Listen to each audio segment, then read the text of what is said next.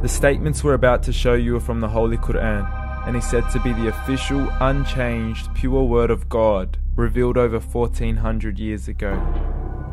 Claiming to be the word of God is a heavy statement, and without proof, or if a single contradiction is found within the book, the apparent word of God will be proven false. So without further ado, let's put the book to the test.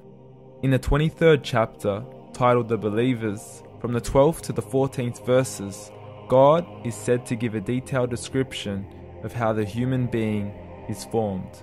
It begins by saying, "We then placed him as a sperm drop in a place of settlement, firmly fixed. Then we made the drop into a alaqa." We will translate this word very soon. "And then we changed the alaqa into a lump.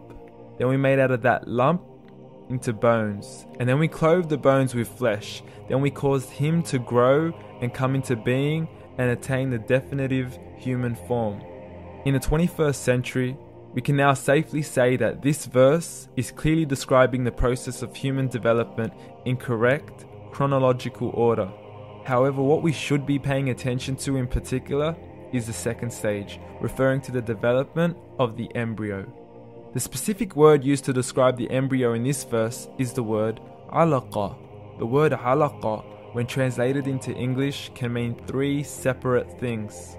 Firstly, a blood clot, or to be suspended, that is to be hanging or clinging to something, or thirdly and finally, a leech. Now, all three definitions don't come anywhere near what we perceive to be the human embryo. So, why are these words used, and what significance do they share with the human embryo? Can the embryo be described as a blood clot? Well, what do you think? In the 3rd week of embryonic development, a tubular heart joins with the blood vessels to form a primordial cardiovascular system, and by the end of the 3rd week, the blood is circulating and the heart begins to beat on day 21. The first thing that comes to mind in regards to being suspended or hanging is the umbilical cord. But we can't use that example because we are simply referring to step 2, before the baby has even formed. But we now know today that the umbilical cord is formed from the connecting stalk. And the connecting stalk is formed as soon as the embryo is formed. The embryo's connecting stalk has even been described by John Allen and Beverly Kramer as an object to suspend the developing embryo in the extra-embryonic column. So an embryo is suspended and does have a strong resemblance with a blood clot. What on earth would an embryo have to do with a leech? Figure A shows the structure of an embryo at 25 days. Figure B shows a leech. Now please note once again that the embryo in this stage is no greater than the size of a kernel of wheat. This is an X-ray of the embryo at 22 days. This is the internal structure of a leech. It's mind-blowing stuff, but you still haven't seen anything yet. This is the head of the embryo at 22 days.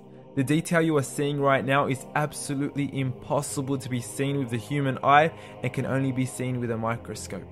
This is the back end of a leech. There's no other words used to describe this other than mind-blowing. The pictures we have shown you are impossible to be seen with the human eye or even to be predicted by the human mind.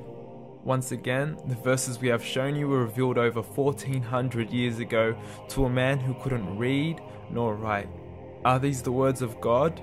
Descriptions of the human embryo in the Quran cannot be based on scientific knowledge in the 7th century. The only reasonable conclusion is that these descriptions were revealed to Muhammad from God, from God, from God, from God.